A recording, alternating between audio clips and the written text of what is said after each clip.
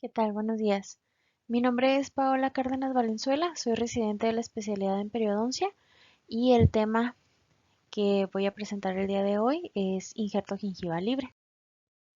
Como introducción, la enfermedad periodontal es una condición inflamatoria que se va a caracterizar por pérdida tanto de inserción como de hueso y normalmente esto va a terminar en recesiones gingivales.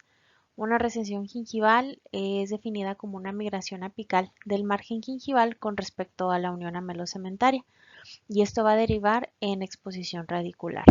Normalmente esto es el resultado de un tratamiento periodontal exitoso, pero va a traer consecuencias ya sea dolorosas e incómodas para el paciente. Dentro de la clasificación de enfermedades y condiciones periodontales del 2017, el caso del que vamos a hablar el día de hoy eh, caerá dentro del rubro de deformidades mucogingivales y condiciones alrededor de los dientes, debido a que esta paciente tiene un fenotipo gingival delgado, presenta recesiones gingivales, hay defectos de tejido blando y también va a presentar ausencia de encía. Las recesiones gingivales tienen varios factores de riesgo, como lo son factores anatómicos, trauma, una técnica de cepillado inadecuada, lesiones cervicales tanto cariosas como no cariosas y trauma oclusal también. Todo esto se va a ver afectado, se va a ver potencializado si tenemos una encía queratinizada inadecuada. En las consecuencias de las recesiones gingivales vamos a tener la hipersensibilidad dental debido a que se van a ver expuestas las raíces. Esto también va a tener una consecuencia estética al paciente. ¿Por qué? Porque se van a ver un poco más alargados los dientes de lo que deben de estar. Si las recesiones continúan o si ya son más avanzadas, va a haber una pérdida de tejido interdental, por lo que el paciente también puede sufrir un poco más de empaquetamiento de alimentos. En la terapia mucogingival tenemos la cirugía plástica periodontal. Esta se va a encargar de prevenir, de corregir y de eliminar defectos gingivales o de la mucosa alveolar. ¿Qué es lo que va a buscar esta cirugía plástica? Va a aumentar los tejidos gingivales. ¿Para qué? Para poder prevenir o controlar las recesiones ya presentes, mejorar las condiciones de higiene para el paciente, mejorar la estética y eliminar la sensibilidad dental. ¿Qué procedimientos tenemos para llevar a cabo estas cirugías? Son el injerto gingival libre, que es el tema del día de hoy, injerto de tejido conectivo, colgajos reposicionados y regeneración tisular guiada. La elección del procedimiento va a depender de varios factores, principalmente de la extensión de la recesión, la altura de la encía insertada, qué tanta encía tenemos, qué tanto involucro estético existe para el paciente, la comodidad también del paciente y la posición de los dientes. Si tenemos alguna cobertura inadecuada, podemos estar hablando de alguno de estos factores, ya sea la clasificación errónea de recesiones, raspados y alisados radiculares deficientes. ¿Por qué? Porque no se va a preparar bien la raíz para recibir a un injerto o a un colgajo reposicionado. Una preparación incorrecta del sitio receptor, el tamaño no ideal de la papila interdental, de esto va a depender qué tanto tejido vamos a ganar. También vamos a tener el grosor inadecuado del injerto, que no se tome el suficiente, la deshidratación del injerto durante su manipulación, presión inadecuada en el sitio quirúrgico, que se pueda producir una isquemia que no es la adecuada, trauma durante los días de los primeros días de cicatrización y que el paciente sea. Las recesiones se van a clasificar de distintas maneras. La que vamos a utilizar es la de Cairo de 2011 y se divide en tres categorías. La RT1 es una recesión gingival en la cara vestibular de la pieza, no va a haber pérdida interproximal y la unión amelocementaria no va a ser detectable en esta zona. La RT2 va a haber una recesión gingival en la cara vestibular y también vamos a tener una pérdida de tejido interproximal, pero esta va a ser menor a la bucal. ¿Cómo la vamos a identificar? Vamos a medir desde la unión amelocementaria al surco.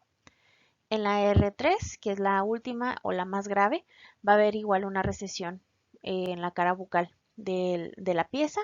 Va a haber una pérdida interproximal de tejido, pero esta va a ser mayor o igual a la bucal. Ya dentro del injerto gingival libre, Pues a tener en consideración, uno de los factores es la cantidad de encía queratinizada. La literatura no marca una cantidad estandarizada que sea la adecuada o la necesaria para poder realizar algún procedimiento, pero se ha establecido que son mínimo 2 milímetros para poder mantener al paciente en salud. Y también aquí vamos a identificar los fenotipos. Un fenotipo delgado es mucho más propenso a presentar recesiones.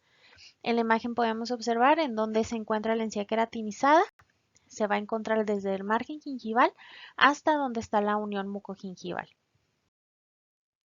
En el injerto gingival libre, normalmente el tejido donante va a venir del paladar.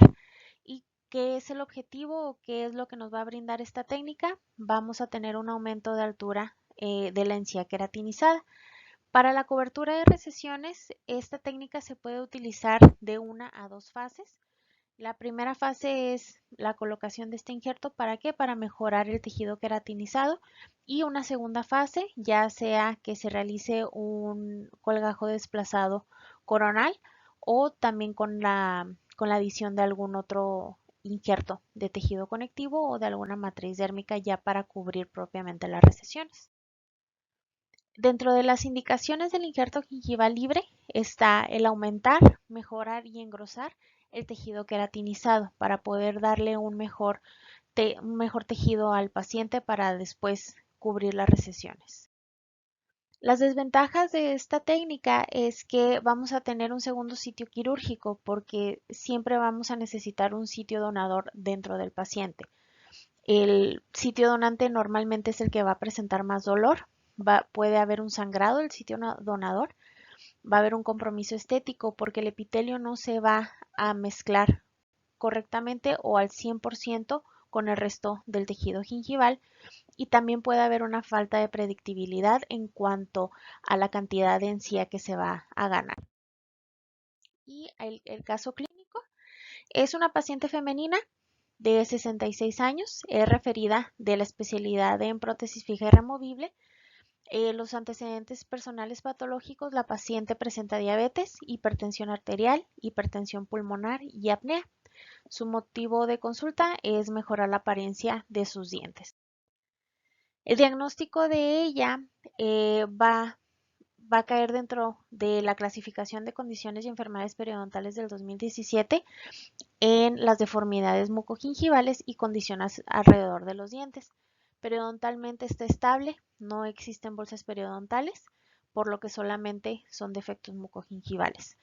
La zona de la cirugía o la zona receptora del injerto va a ser el quinto sextante, donde tenemos un fenotipo delgado, presenta menos de 2 milímetros de encía queratinizada y va a caer dentro de las recesiones tipo 2 de Cairo. En el plan de tratamiento va a ser una cobertura de recesiones en dos fases. En la primera se va a colocar el injerto gingival libre para mejorar el fenotipo y aumentar la cantidad de encía queratinizada. Posteriormente se realizará un colgajo desplazado coronal con injerto de tejido conectivo o con matriz dérmica si no tenemos la cantidad adecuada de encía después de realizar la primera fase de esta cirugía. En la situación inicial de la paciente, aquí observamos la recesión vestibular y donde se localiza la recesión interproximal. Si observamos, es mayor la cantidad de tejido perdido por vestibular que interproximal. Debido a eso, es una RT2 según Cairo. La paciente presenta trauma oclusal, por lo que está siendo también tratada en la especialidad de prótesis fija y removible, y la paciente presenta en la parte inferior un fenotipo delgado. En la imagen podemos observar qué tanta encía queratinizada tenemos y ahí donde está la unión mucogingival. Dentro del procedimiento quirúrgico, en la primera fase, que es se realiza primero el protocolo de asepsia y de antisepsia, se colocó la anestesia, colocamos bloqueos del dentario inferior en ambos lados, refuerzos en mentoniano y puntos locales. Posteriormente se preparó el sitio receptor. La línea de cobertura fue de canino a canino. Se realizaron incisiones en el margen gingival de los centrales, que son las piezas que presentan la mayor recesión, y de ahí se extendió en una línea recta hasta los caninos. Ahí se hicieron las liberatrices y se elevó el colgajo a espesor parcial para que el injerto pudiera tener una buena vascularización y una nutrición por parte del sitio receptor. Se desepitelizaron las papilas para recibir el injerto y se prepararon las superficies radiculares expuestas con instrumentos manuales. En la toma de injerto gingival se tomó del paladar de la zona anterior del lado derecho. Abarcamos desde la zona de premolares hasta el primer molar. Se tomó el injerto completo y posteriormente se presentó en el sitio receptor, que abarcó de canino a canino como lo teníamos planeado. En las suturas, ya una vez que se retiró el injerto, en el paladar colocamos 2 esponjas de colágeno y se suturaron en puntos en X estas mismas para poder mantener un control del sangrado que presentaba. En el sitio receptor, el injerto se fijó lateralmente a periósteo y con 2 puntos simples, y en la parte inferior se suturó a periósteo con puntos suspensorios. Se colocaron 4 en las piezas que estaban inmediatamente superior al injerto. Se colocó una presión durante unos minutos para mantener esa presión y que no se fuera a formar un coágulo entre el tejido, el injerto y el sitio receptor. En las indicaciones postoperatorias, se le dio a la paciente un protector de paladar con indicación de uso continuo por una semana. También enjuagues con clorhexidina al 0.12% 3 veces al día por 14 días. Se recetó antibiótico, se recetó analgésico y antiinflamatorio. Y también se le dieron indicaciones de evitar una gesticulación excesiva y hablar lo menos posible para que el labio inferior no tuviera mucho movimiento y el injerto no sufriera algún trauma. Evitar el cepillado del área, por esto se indicaron los enjuagues con clorhexidina. Se pidió evitar el enjuague vigoroso y los alimentos irritantes, grasosos y calientes por los primeros días. El postoperatorio a 5 días, aquí podemos observar en el paladar ya se había empezado a recuperar el tejido, las suturas estaban cumpliendo su función. En el sitio receptor del injerto se podía observar todavía el injerto que no estaba vascularizado en su totalidad. En las orillas solamente se alcanzaba a observar ese cambio de tonalidad y se le pidió a la paciente que continuara con las indicaciones antes mencionadas. En el postoperatorio a 15 días podemos observar ya la diferencia del color del injerto gingival libre. Ya estaba siendo revascularizado. Se removió la placa dentobacteriana que se estaba acumulando alrededor de las piezas dentales porque estábamos evitando el cepillado. Se removieron las suturas y el injerto va cicatrizando de la manera esperada.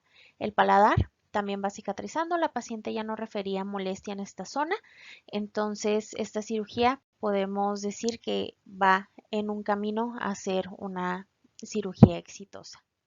Muchísimas gracias.